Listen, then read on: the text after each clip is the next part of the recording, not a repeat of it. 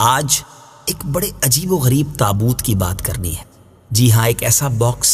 ایک ایسا تابوت جس کا ذکر قرآن میں موجود ہے اور اسے تابوت سکینہ کہتے ہیں۔ اس تابوت میں کیا ایسا تھا؟ آئیے سنیے۔ آپ سے گزارش ہے کہ جب بھی یہ ویڈیو کلپ آپ دیکھ پائیں تو اپنے دوست احباب کو، بلکہ ہو سکے تو اپنے گھر والوں کو جمع کر کے قرآن کے اس واقعے کو سنیے گا، تاکہ قرآن کے نور سے ہم سب کے دلوں کو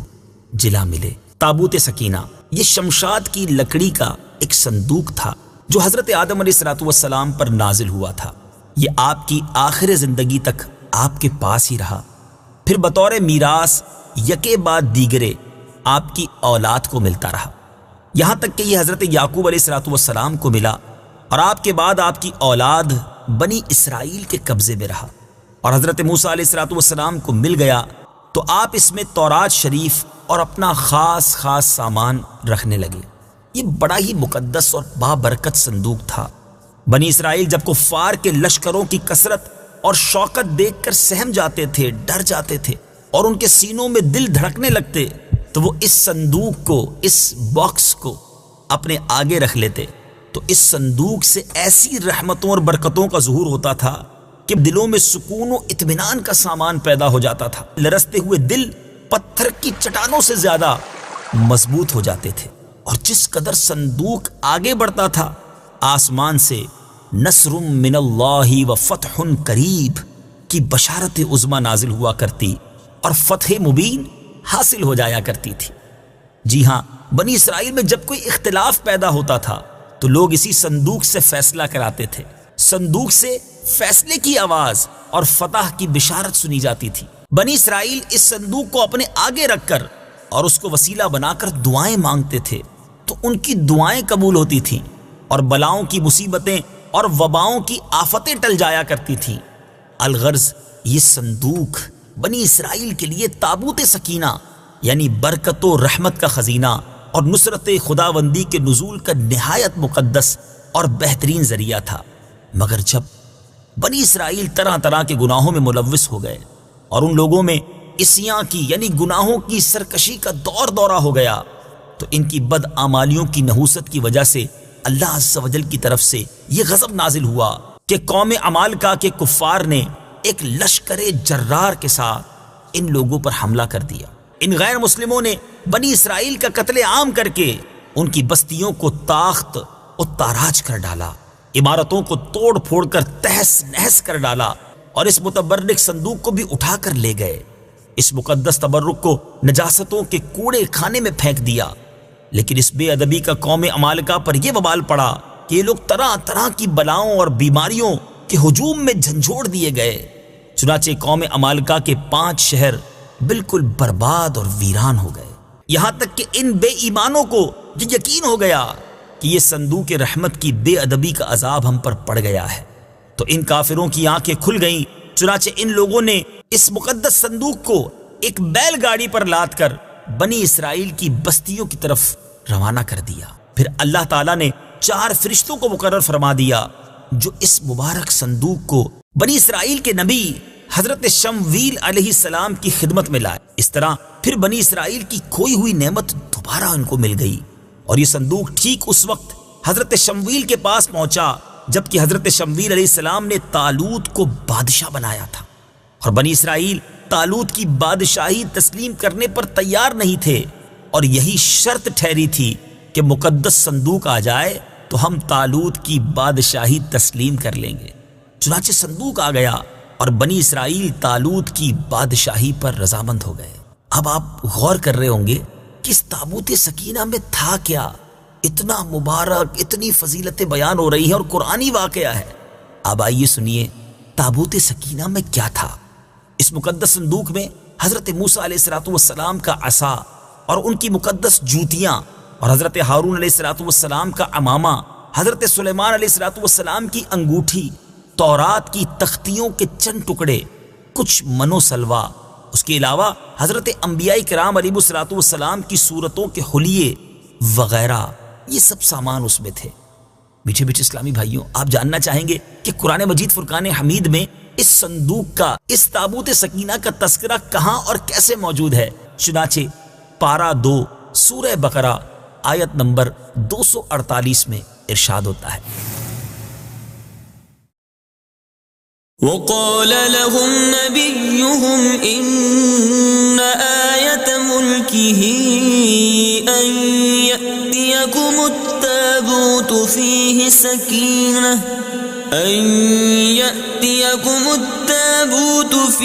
سكينة من ربكم وبقية مما ترك آل موسى وآل هارون تحمله الملائكة إن في ذلك لآية لكم إن كنتم مؤمنين۔ ترجمہ، اور ان سے ان کے نبی نے فرمایا، اس کی بادشاہی کی نشانی یہ ہے کہ تمہارے پاس وہ تابوت آ جائے گا جس میں تمہارے رب کی طرف سے دلوں کا چین ہے، اور معزز موسیٰ اور معزز ہارون کی چھوڑی ہوئی چیزوں کا بقیہ ہے۔ فرشتے اسے اٹھائے ہوئے ہوں گے، بے شک اس میں تمہارے لیے بڑی نشانی ہے اگر تم ایمان والے ہو۔ میٹھے میٹھے اسلامی بھائیوں، آپ نے قرآن پاک کی تلاوت بھی سنی اور یہ مبارک واقعہ بھی سنا۔ اب آئیے اس مبارک واقعے سے ہمیں کیا درس ملتا ہے۔ اس واقعے سے ہمیں چند پیارے پیارے مدنی پھول ملتے ہیں۔ معلوم ہوا کہ بزرگوں کے تبرکات کی خداوند قدوس کے دربار میں بڑی عزت و عظمت ہے، اور ان کے ذریعے مخلوق خدا کو بڑے بڑے فیوز و برکات حاصل ہوتے ہیں۔ ذرا غور تو کیجئے نا کہ یہ صندوق جس میں حضرت موسیٰ علیہ السلام کی مبارک جوتیاں ہیں، آپ کا عصا اور حضرت ہارون علیہ السلام کا عمامہ ہے، تو اللہ تبارک و تعالیٰ کی بارگاہ میں یہ صندوق اس قدر مقبول، مکرم اور معظم ہو گیا کہ فرشتوں نے اس کو اپنے نورانی کندھوں پر اٹھا کر حضرت شمویل علیہ السلام کے دربار نبوت میں پہنچایا، اور خداوند قدوس نے قرآن مجید میں اس بات کی شہادت دی، فیہ سکینۃ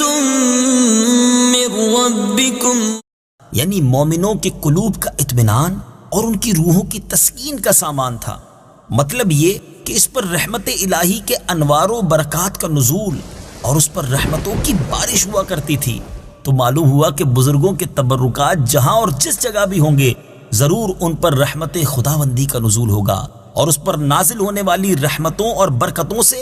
مومنین کو سکون قلب اور اطمینان روح کے فیوز و برکات ملتے ہیں۔ دوسری بڑی پیاری بات جو اس مبارک واقعے سے سیکھنے کو ملتی ہے کہ جس صندوق میں اللہ والوں کے لباس، عصا اور مبارک جوتیاں ہوں، جب اس صندوق پر اطمینان کا سکینہ اور انوار و برکات کا خزینہ خدا کی طرف سے اترنا قرآن سے ثابت ہے، تو بھلا جس قبر میں ان بزرگوں کا پورا جسم رکھا ہوگا، ان قبروں پر رحمت و برکت اور سکینہ اور اطمینان کیا نہیں اترے گا؟ ہر عاقل انسان جس کو خداوند عالم نے بصارت کے ساتھ ساتھ ایمانی بصیرت بھی عطا فرمائی ہے، وہ ضرور اس بات پر ایمان لائے گا کہ جب بزرگوں کے لباس اور ان کی جوتیوں پر سکینہ اور رحمت کا نزول ہوتا ہے، تو ان بزرگوں کی قبروں پر بھی رحمت خداوندی کا خزینہ ضرور نازل ہوگا۔ اور جب بزرگوں کے مزارات پر ان کی قبروں پر رحمتوں کا نزول ہوتا ہے، تو جو مسلمان ان مقدس قبروں کے پاس حاضر ہوگا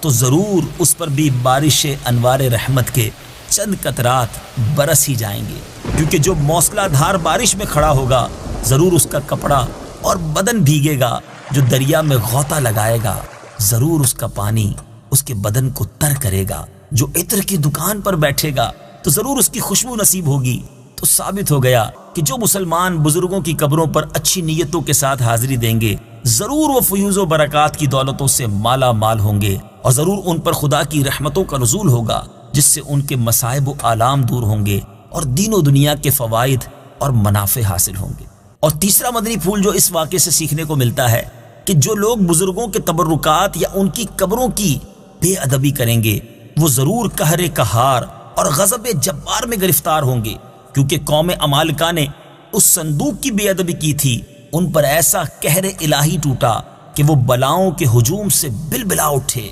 اور کافر ہوتے ہوئے انہوں نے اس بات کو مان لیا کہ ہم پر بلاؤں اور وباؤں کا حملہ اسی صندوق کی بے ادبی کی وجہ سے ہوا ہے۔ چنانچہ اسی لیے انہوں نے اس صندوق کو بیل گاڑی پر لاد کر بنی اسرائیل کی بستی کی طرف واپس بھیج دیا، تاکہ وہ غضب الہی کی بلاؤں کے پنجائے قہر سے نجات حاصل کر سکیں۔ چوتھی بات جب اس صندوق کی برکت سے بنی اسرائیل کو فتح مبین ملتی تھی تو ضرور بزرگوں کی قبروں سے بھی مومنین کی مشکلات دفع ہوں گی اور مرادیں پوری ہوں گی، کیونکہ ظاہر ہے کہ بزرگوں کے لباس سے کہیں زیادہ اثر رحمت بزرگوں کے بدن میں ہوگا۔ اور پانچویں بات، اس واقعے سے یہ بھی معلوم ہوا کہ جو قوم سرکشی اور عصیان کے طوفان میں پڑ کر اللہ اور رسول کی نافرمان ہو جاتی ہے، اس قوم کی نعمتیں چھین لی جاتی ہیں۔ چنانچہ آپ نے سنا کہ جب بنی اسرائیل سرکش ہو کر خدا کے نافرمان ہو گئے اور قسم قسم کی بدکاریوں میں پڑ کر گناہوں کا بھوت ان کے سروں پر عفریت بن کر سوار ہو گیا، تو ان کے جرموں کی نحوستوں نے انہیں یہ برا دن دکھایا کہ صندوق سکینہ ان کے پاس سے قوم عمالقہ کے بے ایمان لوگ اٹھا کر لے گئے، اور بنی اسرائیل کئی برسوں تک اس نعمت عظما سے محروم ہو گئے۔ میٹھے میٹھے اسلامی بھائیوں اور مدنی چینل کے ناظرین، قصہ سنا ہے قرآن کا۔ انشاءاللہ عز و جل اگلی باری میں ایک اور واقعہ، ایک اور قصہ قرآن کا لے کر حاضر ہوں گے انشاءاللہ۔ اس کے تحت بھی ہم مدنی پھول سیکھیں گے۔ صلو علی الحبیب صلی اللہ تعالی علی محمد صلی اللہ علیہ وسلم۔